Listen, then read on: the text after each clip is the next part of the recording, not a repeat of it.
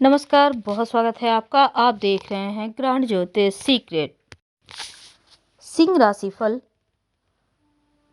साल 2023 से साल 2025 तक, जब शनिदेव रहेंगे अपने ही घर कुंभ राशि में, तो 17 जनवरी को शनिदेव का महापरिवर्तन होने जा रहा है। मकर राशि से निकलकर जब कुंभ राशि में प्रवेश करेंगे तो यहाँ पर वो पूरे 2.5 साल तक रहेंगे, क्योंकि शनिदेव सबसे मंद गति से चलने वाले ग्रह हैं और एक राशि में वो 2.5 साल रहते हैं। तो चलिए जानते हैं कि क्या होगा आपके लाइफ पर इसका प्रभाव। क्या सस नामक महापुरुष राजयोग का फल आपको मिलेगा तो कैसे और कब। देखिए, शनिदेव जो है, शनि ग्रह वैदिक ज्योतिष में न्याय के दाता ग्रह है और कर्मों का ही फल देने वाले ग्रह हैं। तो शनिदेव का गोचर अपनी राशि मकर से निकलकर खुद की राशि कुंभ में 17 जनवरी 2023 को होगा, शाम 5:04 पर। 31 जनवरी को सुबह 12:02 पर वो अस्त हो जाएंगे और 6 मार्च तक अस्त रहेंगे। इसके बाद 17 जून को रात 10:48 से वक्री होंगे और 4 नवंबर 2023 की सुबह 8:26 पर एक बार फिर से मार्गी हो जाएंगे। तो सिंह वालों, आपके ऊपर ना तो शनि की 7.5 चल रही है और ना ही ढैया चल रही है, लेकिन शनिदेव का राशि परिवर्तन हो रहा है, तो इसका प्रभाव आपके ऊपर जरूर पड़ेगा। और शनिदेव आपके छठे और सप्तम भाव के स्वामी होकर आपके सप्तम भाव में आ रहे हैं। अब विवाह भाव में जब शनिदेव बैठेंगे तब क्या होगा, तो दाम्पत्य जीवन को लेकर आप थोड़ा अनुशासित महसूस करेंगे, लेकिन तानाशाही होना, जोर जबरदस्ती जैसी चीजें, बेवजह का अपना सिक्का चलाना जैसी चीजें मत कीजिएगा, नहीं तो रिश्ते बिखर सकते हैं। ठीक है। अब देखिए, जीवन साथी का सपोर्ट तो आपको मिलेगा और आप लोग दोनों मिलकर कोई नया काम भी शुरू कर सकते हैं। व्यापार में सफलता मिलने के भी योग बने हुए हैं और साथ ही आपकी कार्य कुशलता आपको सफलता जरूर दिलाएगी। वैसे कार्यों को लेकर लंबी लंबी यात्राएं भी शनिदेव आपको करवाएंगे और इस समय आप जीवन साथी के साथ भी घूमने फिरने का आनंद लेते दिखेंगे। अति व्यस्तता और लापरवाही, ये दो चीज़ें आपके लिए बहुत ही ज़्यादा मुश्किलें खड़ी कर सकती है। तो लापरवाही से बचें और ज़रूरत से ज़्यादा व्यस्तता भी ना रहे, बल्कि थोड़ा सा अपने लिए समय निकालें और अपना स्वास्थ्य का तो ध्यान रखना ही रखना है। पारिवारिक जीवन में छोटे मोटे तनाव है, हालांकि थोड़े खर्चे भी हैं। घर में आप कंस्ट्रक्शन का काम करवा सकते हैं, इसके लिए भी तैयार रहे। हो सकता है आप कुछ नया निर्माण करवाएं, हो सकता है घर में ही आप उन चीज़ों को एक बार फिर से बेहतर करें। अब देखिए सिंह वालों, शनिदेव छठे और 7वें भाव के स्वामी है और शनि का गोचर आप 7वें भाव में होगा।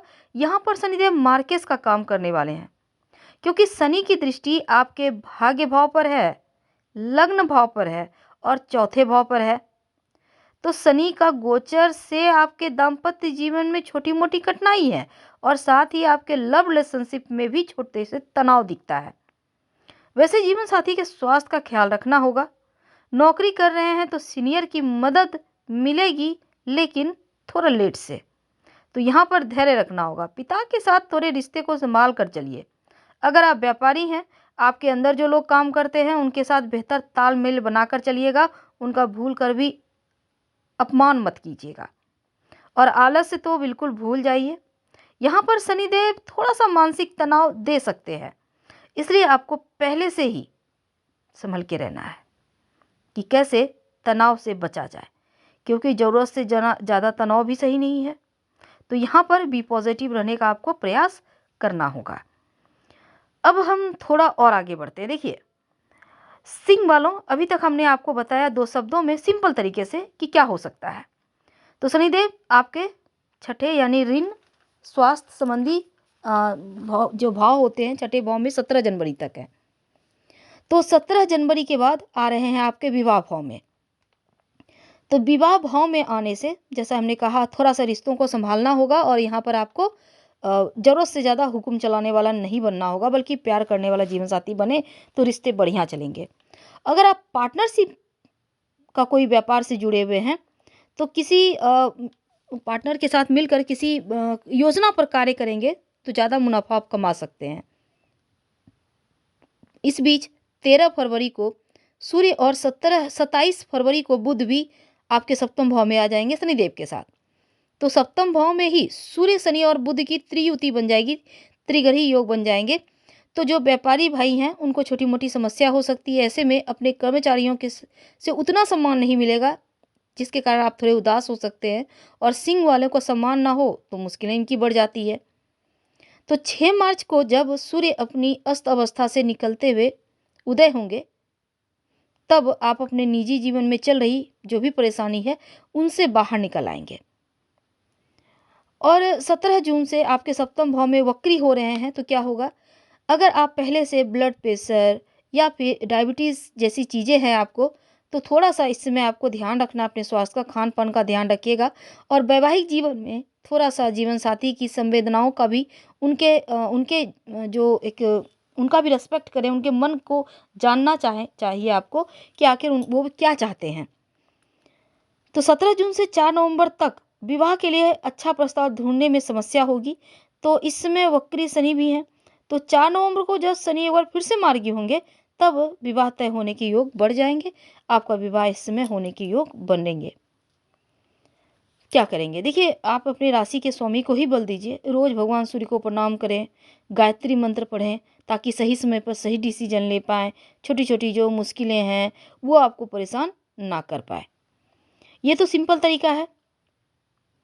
अब देखिए, शनि का गोचर चूंकि आपके लिए बहुत अच्छा परिणाम नहीं ला रहा है, जैसे कि हमने आपको उसका कारण बताया, तो थोड़ा सा आत्मविश्वास डगमगाएगा। लेकिन पुरानी गलतियों से सबक लीजिए और भविष्य में मत दोहराइएगा। अपने आप पर भरोसा कीजिए। इस पीरियड में, इन 2.5 साल में, किसी को उधार नहीं देना है और ना ही किसी से लेना है।